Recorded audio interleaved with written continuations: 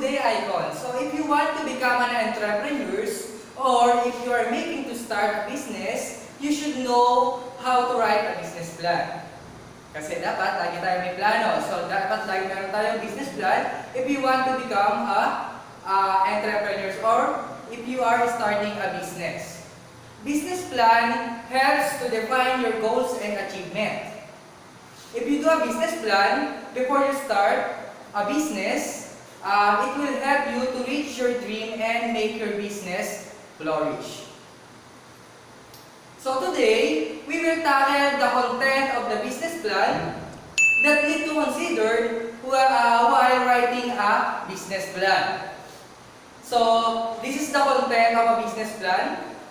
A business plan composed of 8 parts: the introduction, executive summary, project background and history, management and personnel feasibility, production feasibility, financial feasibility, socio-economic feasibility, and finally, the project implementation timetable.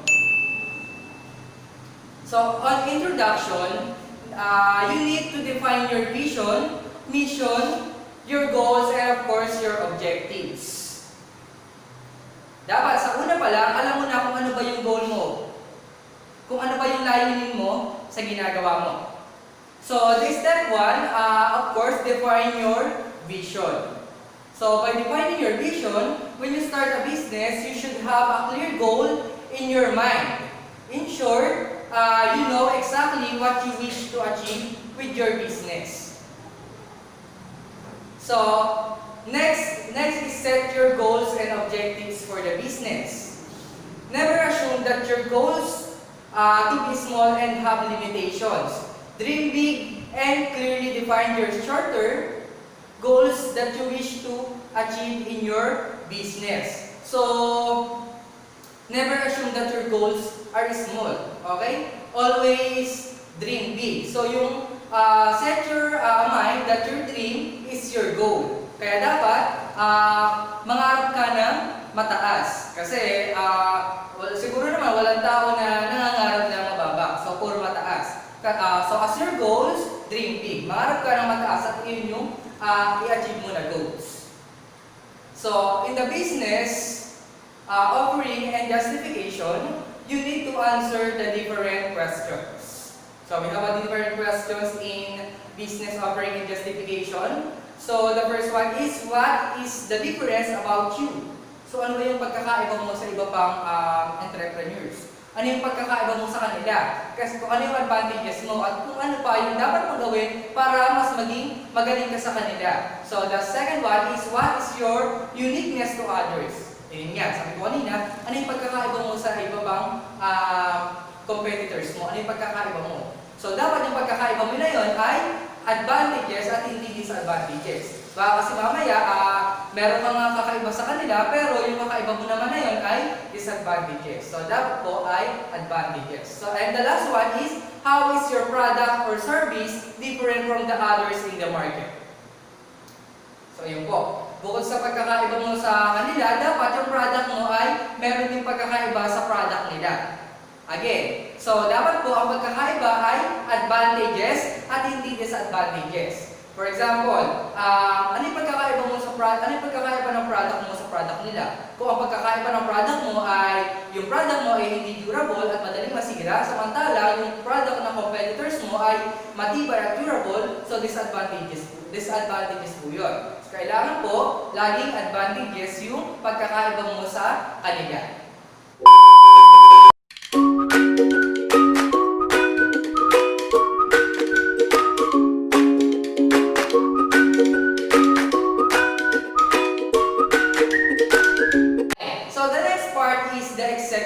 Summary. So when we say summary, ibig sabihin, pinaikli, kabuuan po. At this part, it summarizes the highlights and findings of each major aspects of the study. Again, it summarizes the highlights. It guides projects proponents or investors on the overall feasibility of the proposed projects. In short, the conclusion of the study is its focal point. So kasi nga, executive summary, so the conclusion of the study, its focal point. Yan po yung pinupunto dito, yung pinakakabuuan ng iyong business plan. So sabi diyan, it guides project proponents. So what is project proponents? When we say project proponents, it is the entities or individuals, group, organization. Okay po, they will proposing, advocating a particular carbon of said projects.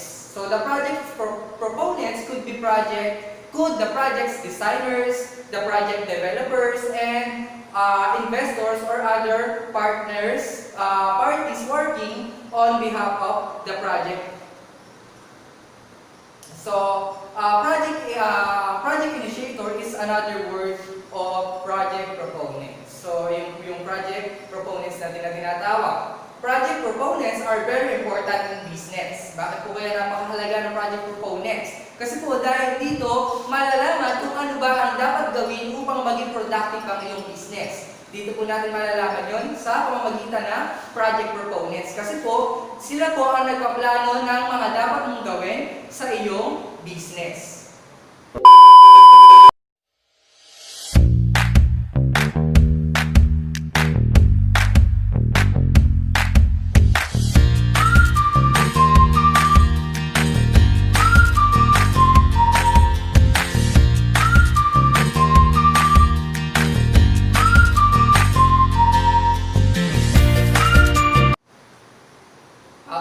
Next, the management and personnel feasibility.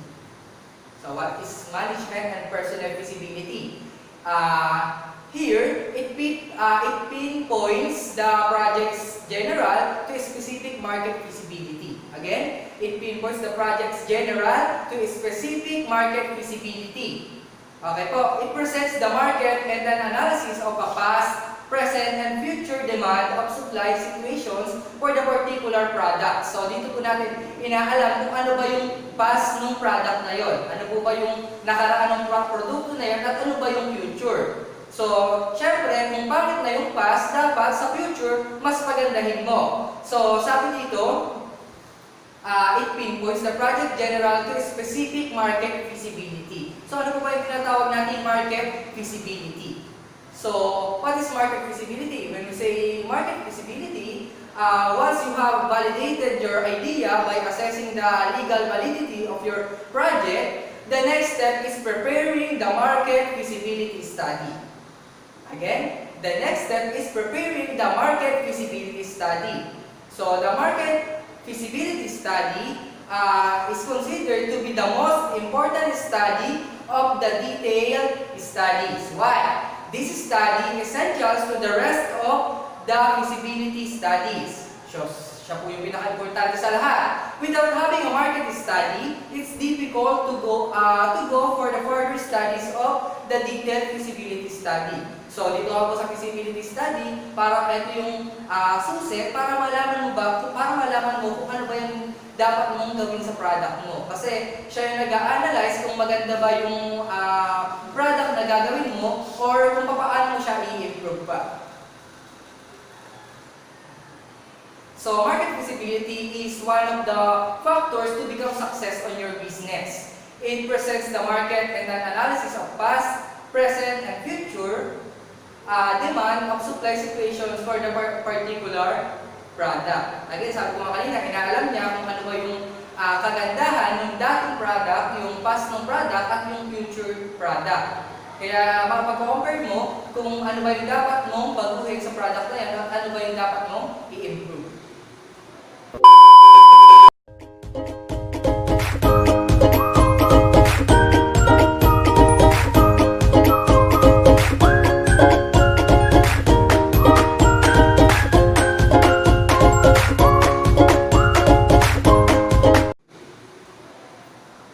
The next one is the production feasibility. So what is production feasibility? This refers to the manufacturing aspects of the products. Kasi nga, production po. So, it refers po sa manufacturing or paggawa. So, in the production feasibility, we need to consider the following. So, meron po tayong mga kailangan sa alang-alang na sa production feasibility. So the first one is the product and services, the manufacturing or production process, the capacity and design, the supplies, the location and the layout, the structure specifications, and the last one is the raw materials and their sources. So in products and services, this portion describes the products or services to be produced, provides, and sold. So ano po ibig sabihin nun? So dito po, kailangan mong malaman kung ano ba yung dapat na product na gagawin mo, kung ano ba yung product na ibebenta mo. Okay po, next. Manufacturing, production, and process. Okay? The manufacturing production process must be described simply and clearly. Again, must be described simply and clearly, preferably with the aid of flowcharts and diagrams. Kasi po yung flowchart and diagrams, para po ito yung pinaka-summary kung paano po natin mapapadala yung manufacturing production. Pero yung manufacturing production po, ito po yung paggawa. Kung paano po yung paraan ng paggawa or pag-process ng ating produkto. So, the analysis should further touch on the manufacturing production process used in existing business with the same or similar activity, both domestic and foreign. So, dapat po yung process po natin or pag-manufacture po natin ay hindi po nalalayo dun sa mga nagawa na ng iba. Kahit po domestic or foreign yan, kailangan po yung process po natin ng pag-manufacture ay hindi po nalalayo. Sabi nga natin, touch on the manufacturing production. Kailangan po hindi po siya nalalayo doon.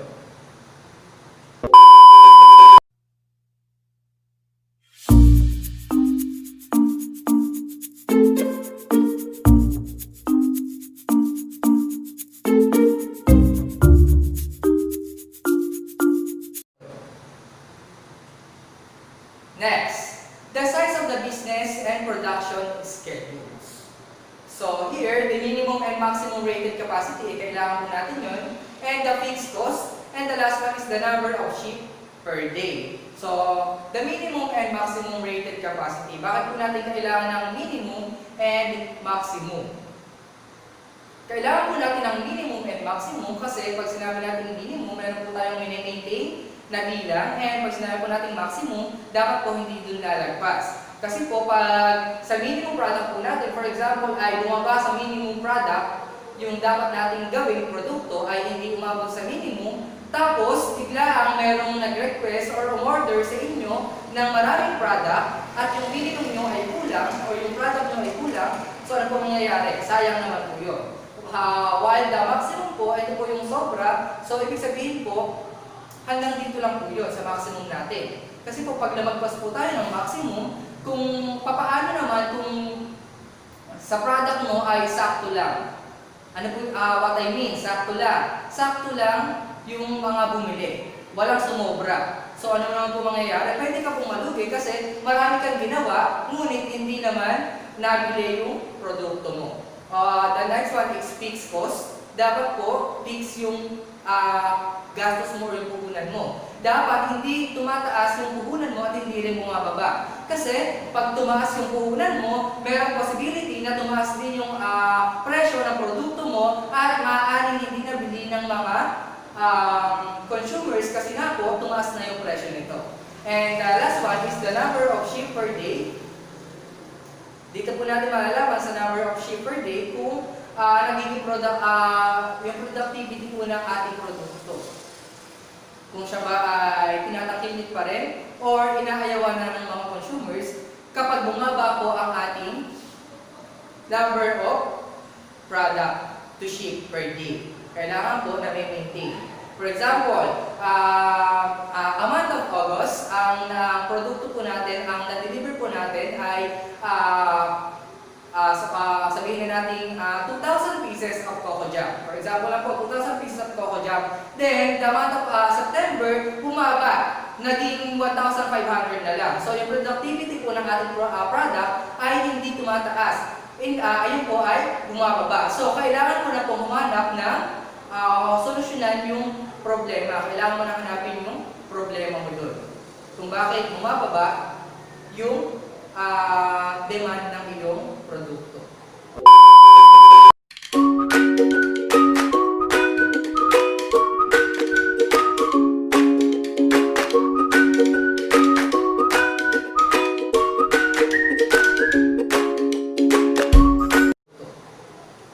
And next, the production schedules. So, in production schedules, the availability of the financing for possible expansion and the availability of more raw materials. Kasi production schedules, syempre, sa production schedules po, dito po natin malalaman kung kailan po tayo gagawa ng produkto. So, for example, bukas tayo gagawa ng produkto ng Coco Jam.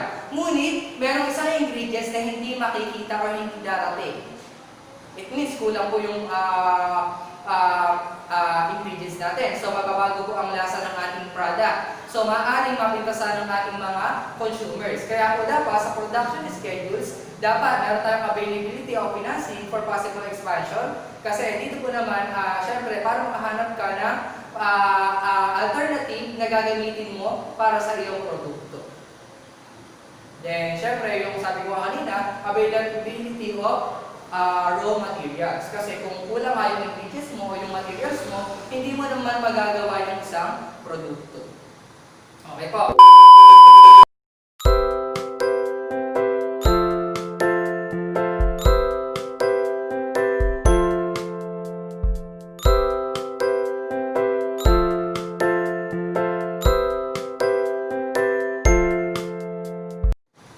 Okay po. Next, the machinery and equipment. So, machinery and equipment. So, machinery and equipment, ibig sabihin, ito po yung mga gumagawa or tumutulong upang magawa mo yung produkto mo. Kasi hindi naman sa panahon ngayon, hindi ka na pwedeng magmano-mano. Unlike before na binabayo mo yung, for example, palay. Binabayo mo yung palay para maging bigas. So ngayon hindi na po pwede. Meron na po tayong machinery and equipment na tinatawag. So, in machinery and equipment, you need to identify and individually listed according to type and use. Also, specification, capacities, and cost must be described in detail. And of course, the origin of the machinery and equipment. So, machinery and equipment, kailangan mong alamin kung ano ba yung machinery or equipment na gagamitin mo sa paggawa mo sa iyong produkto. Okay po.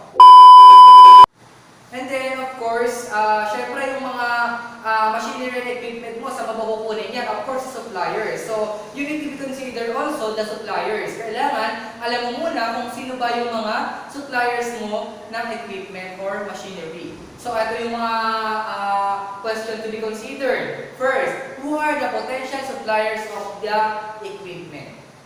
Sino po ba yung mga pwede kong bilan or kuhanan suppliers ng equipment na to? Bakit? Kasi, syempre, ang pipiliin mo pag kukuha ka or bibili ka ng mga equipment, yung trusted store. Yung napagkatiwala ka, subok na, kung tawagin. Sabi nga ni Bossing, ang Mitsubishi ay subok na.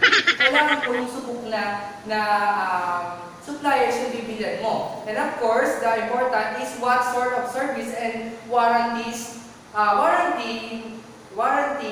do they provide. So, kung meron po bang warranties yung bibilin mong equipment? Kasi meron pong mga store na hindi po sila nagpapa-warranty. So, ibig sabihin po, pag hindi po nagpapa-warranties, in case na masira po yung equipment mo, at galing po yung kamahal, hindi mo na pwedeng isolate. Kasi po, wala po silang warranties. Unlike po sa may mga warranties, pwede po silang isolate, kasi meron po silang warranties. So, ibig sabihin po, trusted po yung store nila kasi nagpapa-warranty sila. So then, the last one is how long will it take to acquire the equipment and begin operation? So, syempre, magpapabot ka ng isang machinery, kailangan alamin mo kung gaano katagal ang aabutin para magawa or para gumana magamit ang isang machine na pinagawa ko. Kasi baka mamaya naman, nagpakabit ka nga ng isang machinery and equipment, inabot naman ng taon-taon kung bago matapos. So, lumipas na yung product na dapat ay gagawin mo, lumipas na, saka pa lang nagawa yung machinery mo. Okay po. Next, of course, the location. So location, ano po yung location? So location, of course, to determine the most ideal site, it has to consider the following factors also. The accessibility to the and availability of the raw material sources. Sabi nga natin kanina, napaka-importante niyan. Kailangan may availability of raw materials and sources. Kasi pag wala pong availability ng raw materials, hindi po tayo makakapag-start sa iniisip nating produkto. Or hindi po natin matatapos ang produkto natin hanggang merong raw materials na kulang. Ayan. So, of course, the last one is the availability of skilled and unskilled labor. So, kung meron nga tayong raw materials, pero kung wala naman tayong skilled and unskilled labor, sino gagawa nun? So, wala tayong labor or employees, walang gagawa. So, kailangan po available din po sila. Okay, next. So, the layout. So, the layout should clearly depicted through diagrams and descriptions. So, a good layout is characterized by the minimum material handling, effective space utilization, smooth work flow, safe and conducive working area for workers, and the last is safety and sanitation facilities, and flexibility of arrangements. So, yung layout po, dito parang ito yung pinaka-sketch kung paano ba or ano ba ang mangyayari dito sa business na gagawin mo. Okay, next is the raw materials and supplies. The availability and continuity of supplies and the current prospective sources. So, raw materials and supplies, kailangan po hindi po mauubos yung supplies na kinukuhanan mo para sa produkto mo. Kasi po, once na naubos yung materials and supplies sa kinukuha ng suppliers, ano na mangyayari sa'yo? So, may matitigil din yung produkto mo or yung products mo paggawa ng mga workers mo. So, kailangan po meron ka alternatives or meron ka reserva. Kung sakaling maubusan or hindi dumating yung product na kailangan mo para sa produkto mo, meron kang isang alternative na pwedeng bilihan ng another supplies or materials para sa paggawa mo ng iyong produkto. Okay, next, the utilities.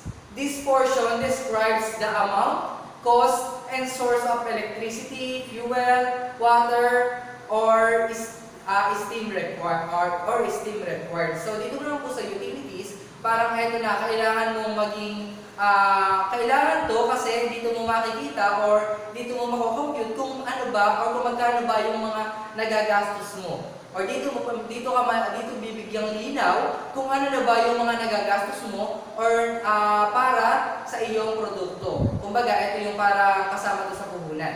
Okay po, sa utilities. Next, waste disposal. So, a description of the quantity, manner of disposal, and the cost involved in doing away with expected waste from production is necessary. The analysis must be expanded to consider the possibilities of further using these waste. So, sa waste disposal po, syempre, yung mga mapapakinabangan pa, ay kailangan mo, ng proper disposal. Ano ba ibig sabihin nun? Kailangan yung mga mapapakinabangan pa ay pwede pang i-recycle. For example po, ang business mo ay tahian ng damit. So, yung mga pinagtabasan pa, pwede po natin gawing basahan para maibenta. So, ayun po yung tinatawag natin waste disposal. Kailangan po yung pag-dispose natin ng mga nagamit na or gagamitin pa lang, ay kung ma-recycle pa, pwede natin ulit gamitin for another income po yun. Okay. So, next, the production cost. The monetary aspects of all production plan is put into perspective. Okay? How much does it cost for produce on 1 unit of output? And the arrive as this, the following must be determined. Okay? The raw material cost, the labor cost, the overhead cost, like fixed cost, operating cost, variable cost, and other part-rent cost. So, sa production cost, ito po yung mga nagastos mo sa production mo, sa paggawa. Dito po nakikita or dito po kino-compute sa production cost. Next, the labor requirement. So, the various jobs and functions necessary for the operational staff must be described. Dito po mag-describe sa labor requirement. So, the number of workers to be employed for each job classification. Siyempre, kung ano yung classification nila, dun mo sila ilalagay. Kung marunong sila tumahi, dun sila sa mananahi. Okay, ganun po. So, kasi hindi yung kung basta walang kukuha ng mga employee na wala naman job classification. Next, the financial feasibility. Okay? It enables the entrepreneurs to know how much capitalization will be needed to finance the project and who will be the project's financiers. When considering a new business, it is important to consider there is a sufficient access to resources. One of the primary reasons that new business fails under capitalization. Dito po papasok ang capitalization sa financial feasibility. Kasi nalulugi sila because not enough money to keep the business going from start-up until it start to make a profit. This can lead to lack of resources. So dito po yung mga sa financial feasibility. Kailangan po alam mo sa sarili mo kung saan ka kukuha ng another financial. Okay po? Kung alam mo kung sa sarili mo kung saan ka kukuha ng puhunan. Kasi karamihan sa mga business, dito po sila nalulugi dahil sa lack of wala po silang sapat na puhunan.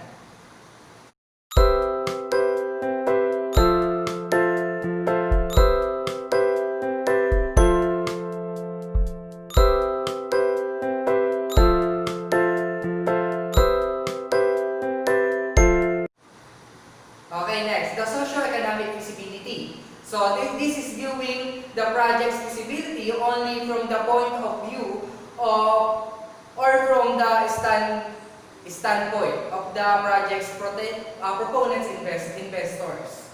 So this part presents the project's feasibility as to how it will be beneficial to other people and entities. So sa socio-economic feasibility, when we say socio-economic, so it means may makikinabang na ibang tao sa ekonomiya. So for example, the community. So the community can benefit from the business for the owners can sponsor some of community projects or has some scholarship grants. So, di ba yung mga ibang company nag-sponsor sila ng mga estudyante?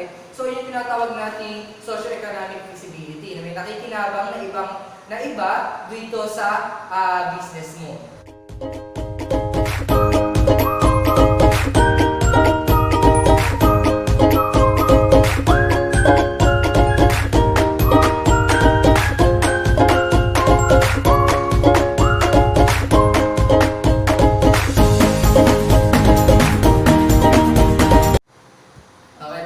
Next is, the last one is the project implementation and timetable. So this includes the details of all activities to consider during the project's pre-investments, pre-operating phase, and also the timetable to each these activities. Sometimes this is included in the management and personal feasibility to distinguish the pre-operating from normal operating activities. So although there is no fixed way of writing in a business plan, the introduction provides a positive overview, of course, of the entire study. It includes mission statement, which answer the following questions. Of course, who is the customer? What do they need? What in for the customer? And how does the company satisfy its stakeholders? So, bakit po ito yung mga karaniwang tanong? Para sa mission statement. Siyempre, gagawa ka ng product, alam mo muna kung sino ba yung gagawan mo ng product or who is the customer. And kung bakit nila kailangan to, yung produkto na to, and what is in for the customers. Ano ba yung bago? Ano ba yung in or patok sa mga tao ngayon? So, yun yung pwede mong gawing produkto. And how does company satisfy by its stakeholders? That's all. So today, we learned the content of business plan. If you want to start a business, you need first is a business plan. Because your business plan is a blueprint of your business.